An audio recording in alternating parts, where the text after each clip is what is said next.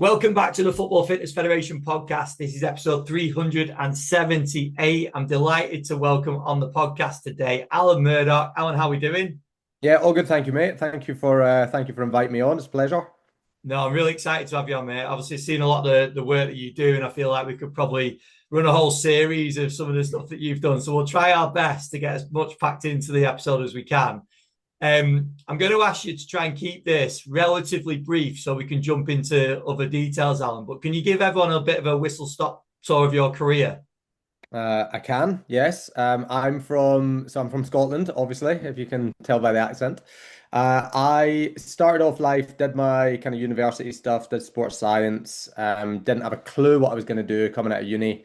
Loved sport. Did a master's in kind of sports therapy and rehabilitation. Kind of fell in love with that. Got offered a internship at Scotland Sevens, and got thrust into the fire pretty quickly. Realized that literally nothing in university had prepared me for anything inside professional sport.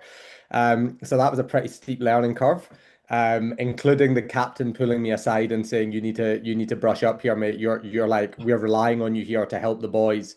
And I was like fresh faced out of university, and I was like, "Oh shit." Um, so that was that. Fell in love with rugby after that.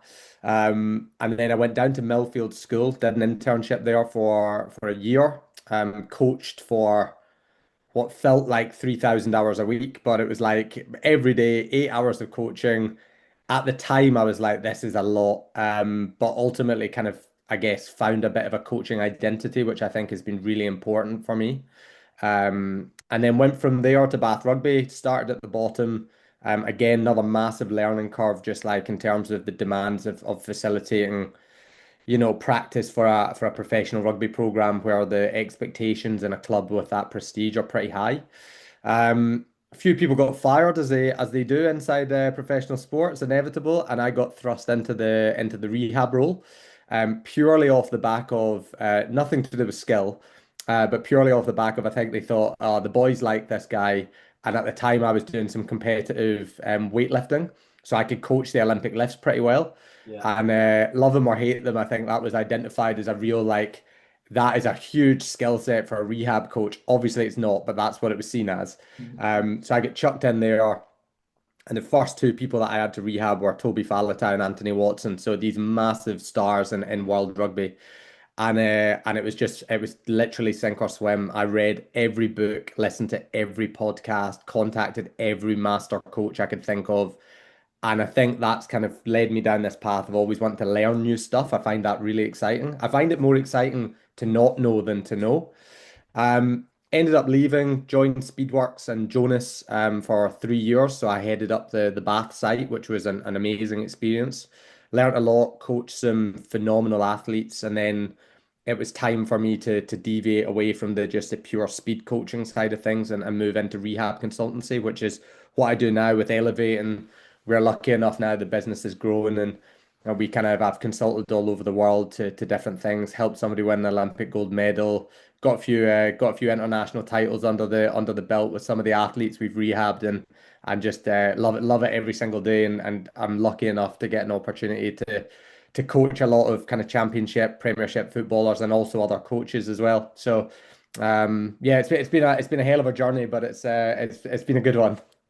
Awesome, mate. Like I said, there's so much we can dive into with this episode, but we're going to try and keep it relatively sort of dialed in on hamstrings and hamstring rehab. And what I'd love to do, obviously, I've seen some of the work that you're doing with football specifically, but you just said there about your background with different athletes, different sports. So just starting on that, because we have this conversation a lot, and I think it's really fascinating. Is there anything key that we can learn from other sports that we take into a hamstring rehab program? Anything that sort of jumps out? Yeah, 100%. I think when you look at the classic hamstring rehabs that I was brought up with, and it probably did myself when I was a bit younger. It was all very straight line, linear, etc.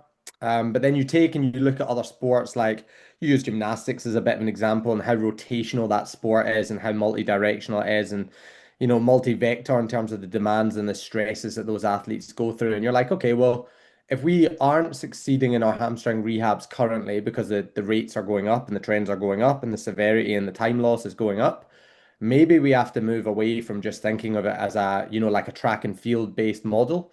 I think a lot of the time, historically, and probably even currently, myself included here, I'm not trying to say it's not me, but I probably would have relied, you're asking the positives, but I would have relied negatively on going to track and field to be like, well, these guys run the fastest in straight lines, so we should mirror it on that. Yeah. And there are so many positives to take. Don't get me wrong, so much of my philosophy is based around movement and biomechanics and efficient movement and stuff like that. But actually incorporating multi-directional and rotational components inside of our rehab, specifically for hamstring, and when we're talking about footballers, I think is something that's really important to consider as well. And recently that's played a large part in my philosophy. It's not just, the development of physical qualities, whether that's magnitude or rate of strain or whatever, but it's actually also looking at what's the torque and the rotational demands of the tissue and what's happening at other sites in the body that are contributing to either letting down the hamstring or putting more force onto the hamstring that it doesn't necessarily need. So yeah, I think that's probably a relevant thing to have a think about. Gymnastics and rotational components, etc., have a large part to play.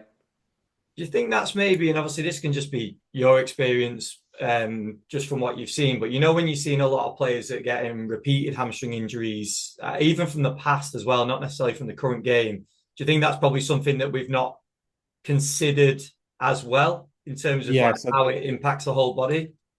this is a massive, this like opens up a can of worms. Like the so I'll try and be concise on this. So the recurrent hamstring rehab is usually, because I see so many of these day in, day out, week on week of, I did it once, I rehabbed, I broke down. I did it 3 times, I've broken down 3 times, etc. Mm. If we're totally honest, I think it's missing the basics that is the primary culprit for these recurrent hamstrings. Like people are looking for this golden bullet that's like going to answer all the questions. But if we truly, truly dig down into it, we probably miss the basics more often than not. And what I mean by that is stress on the tissue is the thing that breaks it.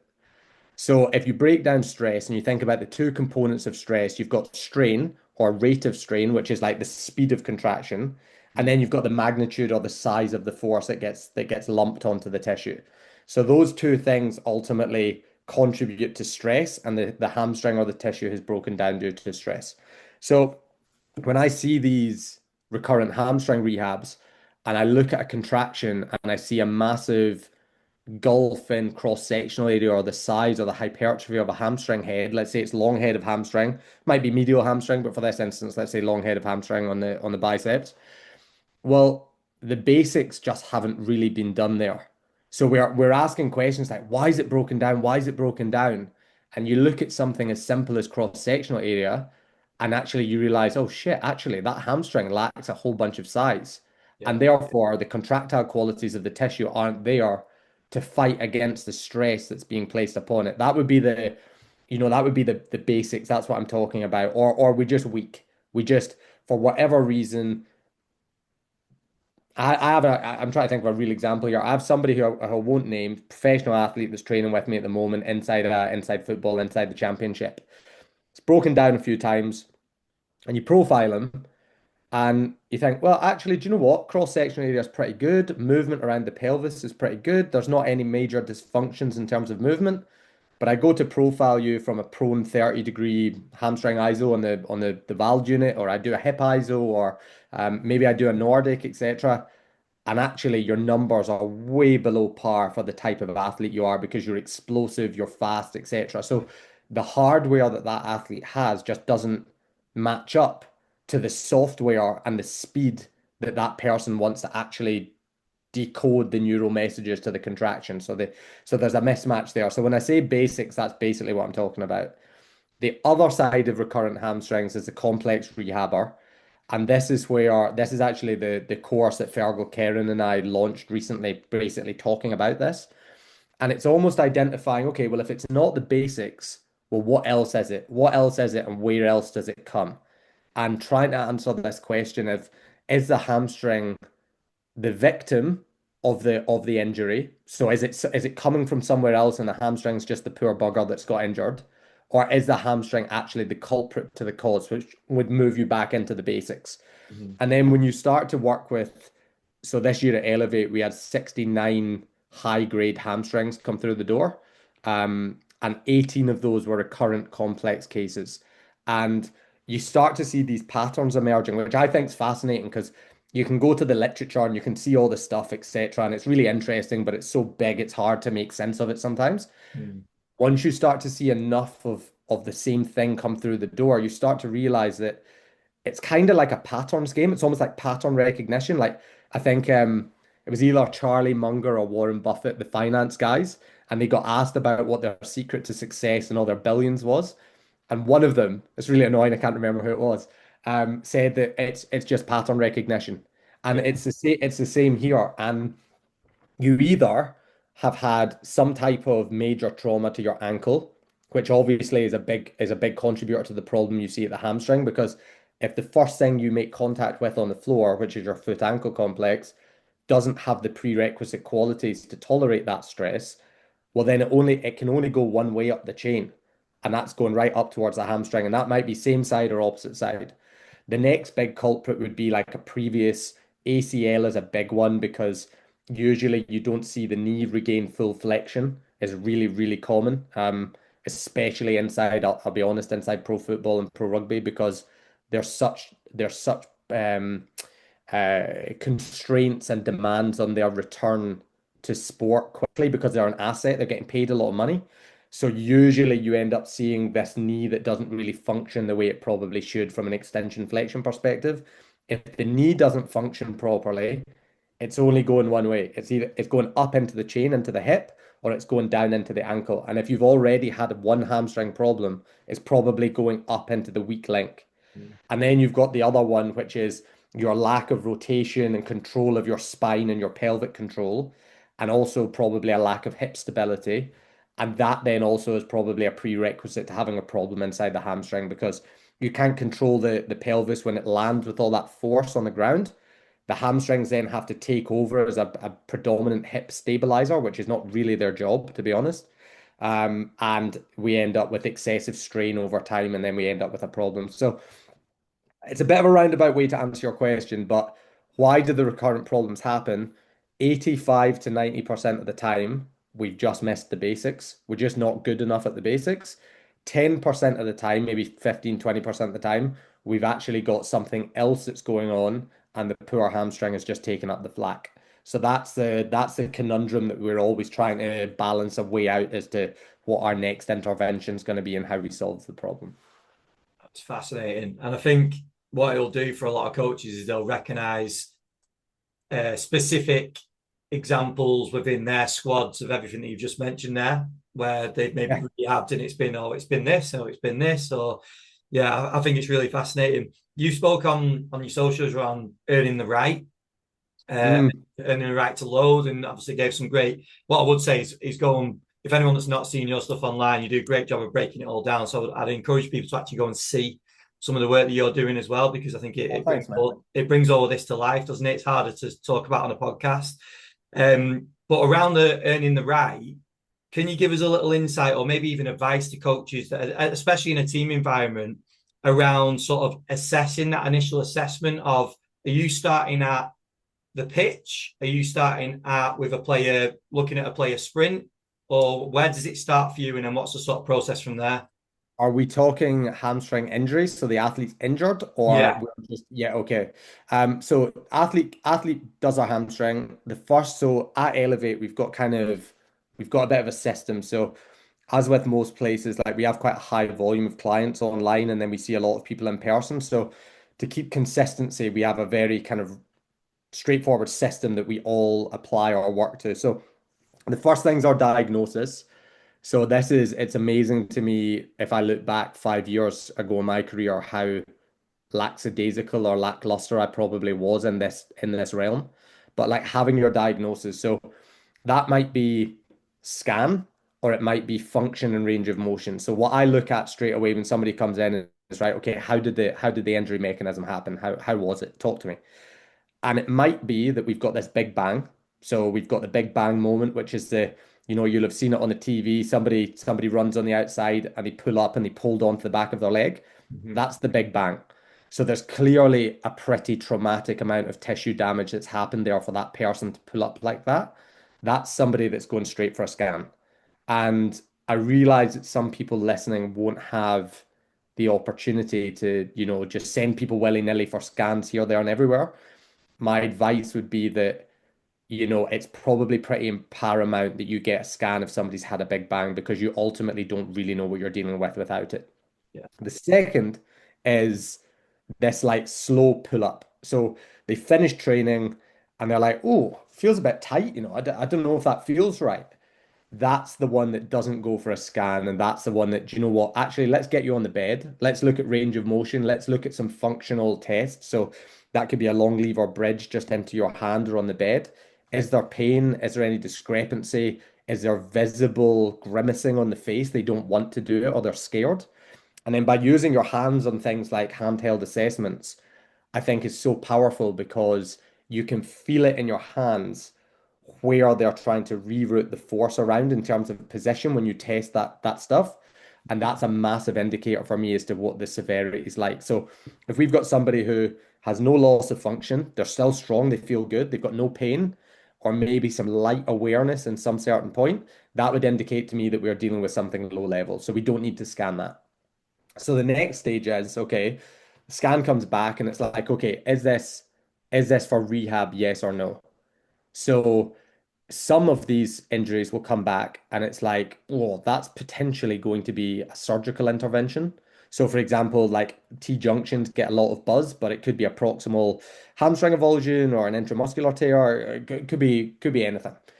The next question we're asking ourselves is this something that we think we can rehab by loading it and progressing through these, conservative measures, or is it something we're going to go for an opinion and maybe go to surgery? So that's the next stage in that. Now, assuming that we're not going to have surgery and it's just a high grade, let's call it a 3C, which is pretty common, like a big nasty hamstring, we're then looking to establish, okay, what's your history? What are we dealing with? Are you a clean bill of health? And that's hopefully, fingers crossed, that's a good thing. Or are you the classic Premiership or Championship footballer who's got a syndesmosis on one side, you've done your hamstring twice on the same side that you've just injured, and we actually discover that you had a dead leg last week and your knee's swollen. Mm. So that provides the context as to exactly what we're kind of dealing with around that victim culprit that I explained earlier. And that starts to form the picture of what we're going to do here. And we use something that we kind of call the GAR framework. So we give athletes a green, amber, red status. And if you are clean bill of health, first injury, you're green. If it's a recurrent injury, but we don't think it's really high level, you're amber. And if it's something that's a really high grade recurrent level, you're red. And based on whether you're green, amber, red, it starts to set the precedent around our expectation of timeline. Because we know that for a 3C injury, we'll just keep with 3C because it's probably what people see quite regularly. Because people will typically, they'll go to their physio if they've absolutely butchered their hamstring and it turns out it's a 3C. We know that roughly in a professional setting, we can turn that around in 8 to 10 weeks. 8 weeks if we're pretty aggressive, 10 weeks if we just do a good job. Now, if you're a red candidate, you've already 3C'd this hamstring before, and it's now recurrent high-grade tear. We just 1.5 times the timeline. So your 8 weeks now becomes 12, or your 10 weeks becomes 15. And as much as I don't advocate using timelines as your like be all and end all, I guarantee you that your athlete will ask you, how long? How long am I out for? And giving it a rough ballpark allows us to start to framework out, okay, well, we're going to spend this amount of time in this frame, this amount of time in this stage, this amount of time in this stage.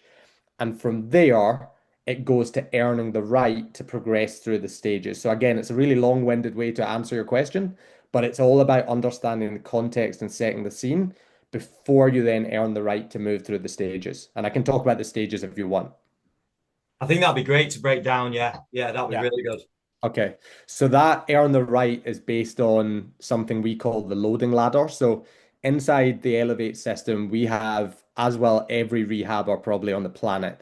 We have acute stage, early stage, mid stage, and late stage. And we break down mid stage into two. So it's mid stage one and mid stage two, because in mid stage of any rehab, ACL, hamstring, calf, whatever, the real meat of the high quality like work and dense work is done in that mid stage. So we break it down into two stages.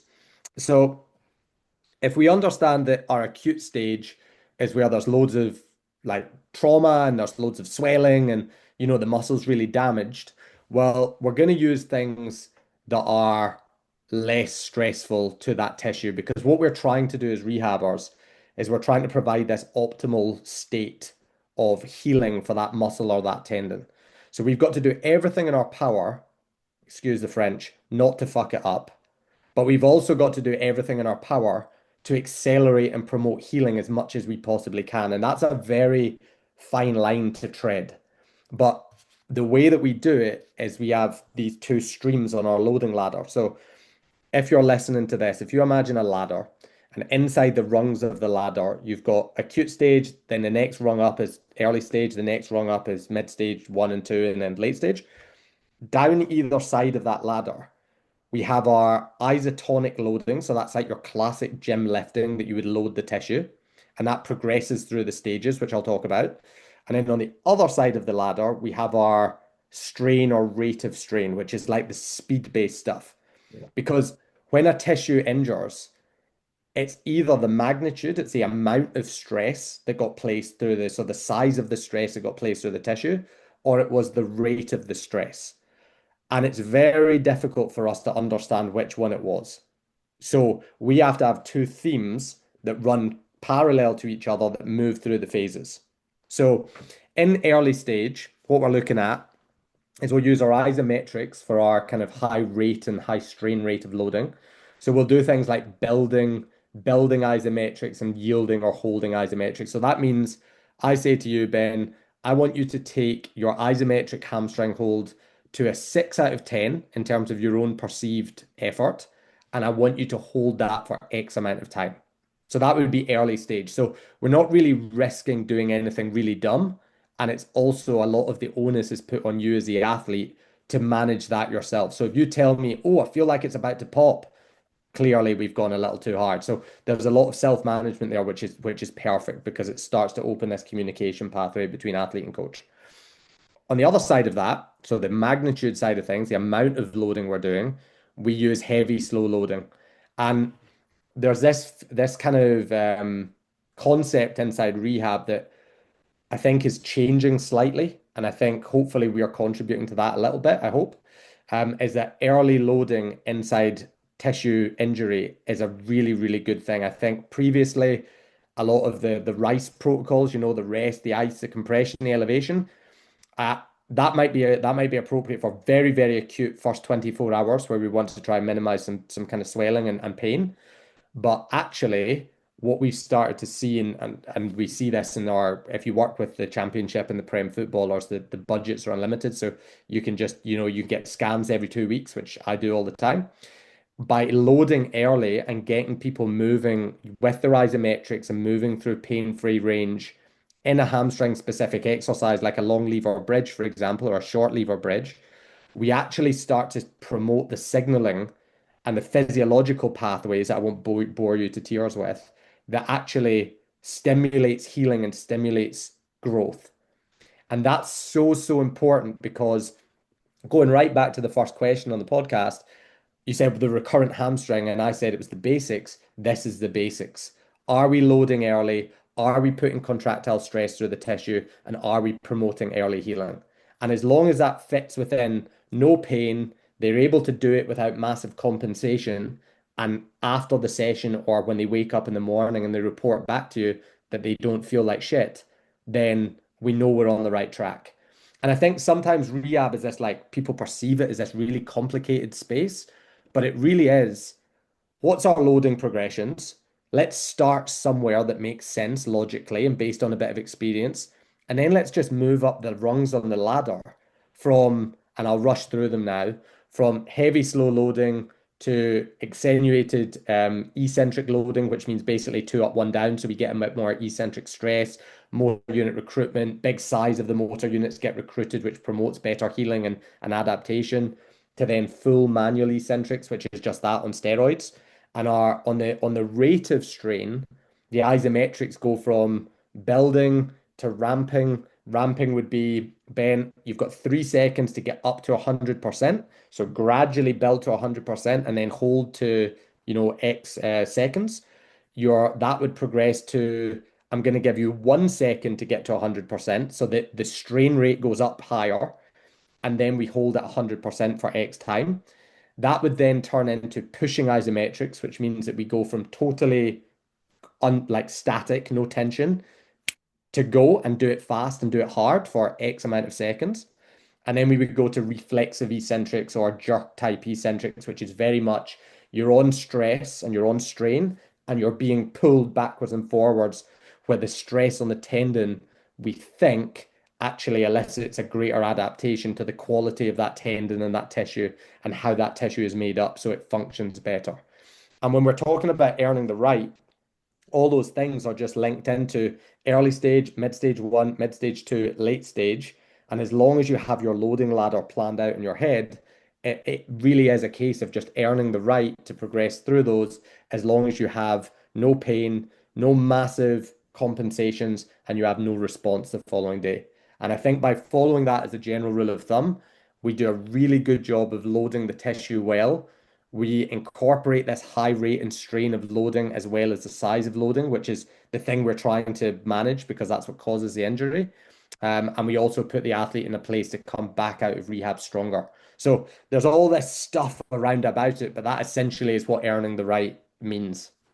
Coaches, I know you don't have time to network. The season is a busy time and I know you're in preparation for your next game, but you know the value in your network and networking within football. If you don't have time to network, do this instead. Sign up to the Football Fitness online community. The community is home to hundreds of practitioners based right around the world. As a member, you get access to the very best football fitness content from practitioners like Jerome Peters, Dr. Ben Rosenblatt, and many others. You'll be invited into our members only WhatsApp group, which allows you to participate in regular discussions and share any challenges that you face within your role. You also get discount from some of our partner companies, discount to football fitness events, and early insights into job opportunities within the game. The good news is you can sign up today for free. Sign up to our 30-day free trial. Such a good breakdown. Do you think it's fair to say that traditionally we've not done the first phase and the final stage well enough? So in terms of loading early and then dealing with these faster sort of contractions, are they the points you think that we've not done as well? Yeah, I think I've got some really nice experience of this over the last year because by nature working and consulting with different clubs, etc., the groups of people at different clubs have naturally got different philosophies, whether that's right or whether it's wrong. And some clubs, and I won't mention who, but there are some clubs in the Premiership who I've worked with recently who've just got just a fantastic approach to how they treat and look after their athletes after injury. And they probably respect the fact there's a lot of literature recently coming out to suggest that early loading of high grade tendon involved muscle injuries ends up in a far shorter return to training time than if you delay it and delay it and delay it. But I've also got experience, and previously for myself a long time ago, where you'd be pretty tentative to load it in case you made a mess of it. Yeah. And what you end up finding is that actually those athletes really struggle in the mid phase. And sometimes in a sporting environment, and this is me reflecting on my time at Bath here, you're trying to play catch up in the middle part of the rehab. But in the middle part of the rehab, that's where all the density is there, all the intensity is creeping up, the demands and the stress on the player is going up because they're getting closer and closer to coming back, and the manager or the gaffer's in their ear, like, when you back, when you back.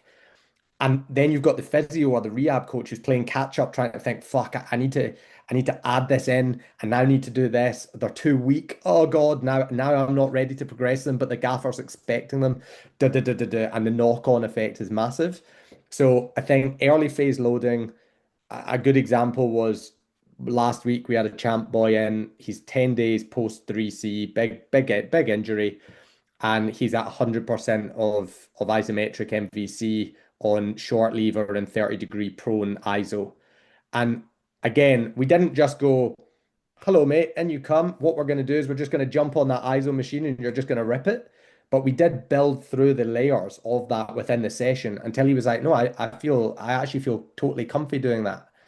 And straight away, we start to put good levels of stress and good levels of recruitment through the tendon or the tissue to start to create the adaptation. And then 2 weeks later, he gets a scan, and the radiographer or the report comes back, and they're like, bloody hell, that is a very fast healing response rate. And that's not just one guy, it happens all the time.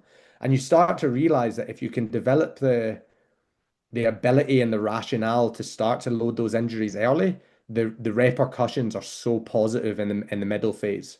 And then later down the back end of it, I think intensity is a huge thing that we almost need to proactively go and target inside rehab. I think for most people, once you start doing 1 RMs or 3 RMs and you load things heavy, it's almost like, great, that's us back to full strength. But that's very muscular in terms of its capacity. Whereas if you think of the role of the tendon, which is so important inside these bigger kind of grade strains and injuries, the tendon is usually the thing that's upset, and the tendon is the thing that modulates and responds to high strain rate and being pulled rapidly apart. So if we think that is the case, you get it from running, no doubt, but we probably can do a better job of overloading it in the gym to prepare you to make sure we're okay when we run. And I think that's the gap where you get the guy who's ripped his Nordic out the gym. He's got top score in the Nordic in the gym. He's coming back from his hamstring rehab. He's doing 1 RM squats. He's hitting 700 newtons on the Nordic. He goes out for his first 80% run and he bangs his hamstring again. And all the staff are just like, Mm. how has that happened? Yeah. And actually, we've probably done a very good job of training the muscular system, but we probably haven't paid enough respect to the role of the tendon and given it enough jerk type stimulus to be able to tolerate the high strain rates that come when you return to run. So there's those two sides of the spectrum that I think are really underappreciated. I'd love to dive into more of your sprint work in a second, but just to take it back to that early stage as well, do you not think it's a massive pull on the psychological side as well, that you're able to get the athlete essentially doing some sort of resistance work? And then I know you've done a lot of work on relating it to shapes when sprinting. So straight away in their head, they're thinking, rather than I'm an injured player, it's I'm training to get back, I suppose, isn't it, to hit these shapes? And the psychologically that must help massively as well. Oh, it's huge, mate. Absolutely. It's the best people to talk to about that are the players, and they Yeah, always feedback the same thing. It's always, I can't believe I'm loading this early. This is class. I feel like I'm actually getting stronger. So that's the first thing. And then we use something called fast to fit. So fast to fit is our philosophy around understanding the postures, the positions, the patterns of running fast. And we call them high intensity actions. But basically, our philosophy revolves around, we're not just rehabbing your tissue that's injured, we're rehabbing you as a performance athlete who needs to accelerate, decelerate, change of direction, and run fast. yeah, So if we break down those things, so let's take change of direction. I'll just pluck one out there. So we take change of direction. We know to change direction really well, you've got to have great lateral trunk stability and lateral hip stiffness. You've got to have really good reactive qualities through your ankle. And you've also got to have the ability to control your pelvis in these three ranges of motion, right? So you've got to be able to control it in sagittal, which means forward and back tilting, frontal plane, which means going up and down, and then transverse, which means rotating it. Now, all of those things in isolation, you can start that week 2 post major hamstring injury, even post surgical hamstring injury. And as long as the player understands and you're able to educate them and articulate it, that this stuff links to, and then you show them a video of them changing and cutting direction, like back when they were playing, all we're doing is safely progressing you to that at week 2. And they're like, well, I didn't do that until week 10. In fact, you know what? I never did that. I did some football skills on the pitch as my reintegration to training. and the psychology that that brings to particularly, I think this is fair to say, particularly football athletes. Rugby athletes are usually pretty motivated to be in the gym and, get jacked and get super strong. Mm. Football athletes are probably more like performance orientated. They're not massively worried about putting on 4 kg in hypertrophy and, squatting a massive number. They're more worried about, will this influence how I play? So there's a huge shift there psychologically to be able to get people to buy in and promote their almost like their engagement and motivation inside the rehab. And if that means you get better adherence, better outputs with my scientist hat on, that gives me better adaptations and better recovery timelines. I'm laughing. I'm loving that. So yeah, hugely important. Yeah, I think it's a real key one. A lot of people have mentioned that on the podcast for rehab as well, like using video of that individual in the gym at that time. You can just keep relating things back to what they're doing out there. And I think it's a real tool for the toolbox, isn't it, to do that and make it very visual for the player and what they're actually trying to achieve.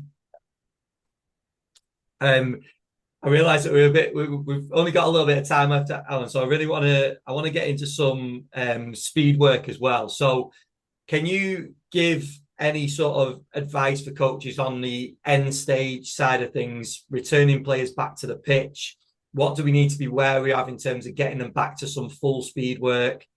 Yeah, can you give any sort of key advice Can. at that I stage? can. Yeah. So, the first thing I would say is that I view hamstring injuries while running as like a chronic injury rather than an acute injury. So it's very rare that we will see an athlete break down at a speed that's brand new. So what I mean by that is you have entry or in your speed testing, somebody runs 9.1 meters per second. But in the game, they break down at 8.8. So they get up to 95% and they pull their hamstring. So it's not that 8.8 is the actual speed is the thing that broke the camel's back because they've proven that they can do it in isolation with no problem. Yeah. So what is it? And the reality, I think, is that it's more so the fatigue and the inefficiency that comes with poor running mechanics. So when we are exposing athletes to running mechanics and trying to make them run more efficiently, there is the added benefit that we can make them faster if we're good at what we do coaching wise and we use the right interventions and we underpin it with the right basic gym qualities, etc. But what I think we're doing as a primary is we're increasing their robustness and tolerance to fatigue when they go out and they run around when they're not thinking about how they're moving. So it's why sprint mechanics for me are such a massive part of our system. It's not necessarily that I want to take somebody from 9 meters per second to 10. That's not really my goal. It's to tidy up their efficiencies so that they're sealing for tolerance when they do run a bit shit in the game, which is inevitable because they have to be on the ground, twisting, turning, looking, etc., leaning forward. Their tolerance and their buffer to that type of mechanics is far higher because when they were doing their speed training work in isolation, they weren't just adding fuel to the fire by running really poorly. Mm. So if we break it down from that lens, I think it's safe to say that some of the work from, Jordan Mendeguccia, Chris Brama, all the guys who are involved in the literature around sprint research and postural training, etc., we can influence how people run, and poor mechanics definitely contribute to hamstring injury. So what is it that we're trying to do? And I keep it super simple for my athletes. Like I break it down in detail for coaches, but for the athletes, all I care about is that we move from a very backside action, so a very falling over, looping heel recovery, foot landing out in front of them with this kind of torso lean, which ultimately is just like a repeat RDL every time they land on the floor Yeah. to something that's orientated more vertically, that has a thigh or high left, a higher thigh left. I might coin that. A higher thigh left, which gives them more time to prepare to put their foot in the right position, and then that they're adequately stiff and aggressive through the floor. Now, there's coaches all over the world that talk beautifully about this. Stu McMillan talks about flexion and extension being his two big patterns. But essentially, front side, back side is taking backside to more flexion dominant, so everything's more in front of the body, and we're trying to mitigate against this unraveling of the shin. So if anybody has any sprint footage on their phone, they can take a look and have a watch and see as the thigh comes through, the front thigh comes through, does the shin stay fairly tight in terms of the knee angle, or does it rapidly kick out as the foot travels underneath the body? Mm. And that kick out is something that puts massive strain eccentrically on the hamstring, particularly bicep femoris. And that's the one that naturally gets injured a lot more during sprint activities. We're trying to mitigate against that. So I've got a few kind of things that I will do to mitigate against that. But number one is posture. So to me, all my athletes are sick to the teeth of me saying posture. But we have a full postural series, which we call it stack the slack. So if you imagine your rib cage open, your chin up is a huge indicator for this. So your chin up, your eyes up, as if you're like looking to God for help, which probably you need because your mechanics are so crap. So you've got your chin up, your ribs open, you've got this big anterior tilt, and if we review on the literature, there's some literature out there to say that for I'm going to butcher this, but for roughly for every degree of anterior tilt, there's a centimeter of lengthening on the hamstring. And we don't want massively long hamstrings when we're running at that speed because that produces extra strain. Sorry to whoever created that literature. I know that's not exactly right, but you get the idea. Mm. Um, so what we are trying to do is we're trying to almost like stack the joints from head to rib cage to pelvis. So we're in this nice neutral line. So now the tissues can function at the appropriate, lengths that they were designed to work at. Once we understand what that feeling is, we then start to take that from going vertical, so on the spot postural drills. We can then do that resisted and moving forwards, which means because there's resistance behind you, the likelihood is that the body wants to revert to this like over push because you've got to push behind you to go forwards. Yeah. But we're encouraging a more vertical front side bouncing pattern. And nice little secondary to that as you develop some reactive qualities around the hip and the ankle. And then only then, once the athlete can demonstrate they can do that, and also really importantly, they understand what we're asking. Because if they don't understand, they'll never do it when they're doing their isolated speed return to speed work. Then we'll do something called a 10-30, which is 10 reps of 30 meters. We'll do a 10-meter ankle, shin, knee, high knees drill, sometimes with postural constraints if they need it, sometimes not. Mhm. We'll then do a 10 to 20-meter slight lean forward and hold on to that feeling of bouncing vertically with this high thigh. And then we'll have an X amount of speed zone in the final section. So they've got to hold an X amount of speed. So let's say 70%, 75, 80%. And that might be self-perceived or it might be using live GPS. It just depends. Um, Once you can do that and the athlete can demonstrate that they understand, they can do it, they can hold good speeds, then it's a case of going, okay, we're going to do something called dribble bleeds.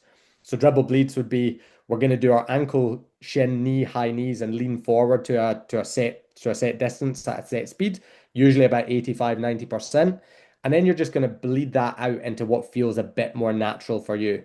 And then we're going to close the gap between those two differences of technique over 3, 4 sessions. But the really interesting thing, and also if you do that over 8 weeks, and you coach it right, and you underpin some of the reactive ankle qualities and some of the hip control stuff, you probably end up with a faster athlete. That's a good thing, not because they're faster, but because faster speeds equate to higher forces going through the muscle, and the higher forces are the things that they adapt to. So that's a good thing. But it's really interesting to know. I did a study in the summer with a surgical hamstring case, and I coached this guy within an inch of his life. He probably absolutely hated me. And we would go through session one and we would take the biomechanical review, and I've got fancy software that gives me all this different information. And it was asymmetrical between limb and limb. So I would coach him, and after I coached him, the symmetry would be almost the same limb on limb. He'd come back the next day or 2 days later, and we'd go up a speed bracket.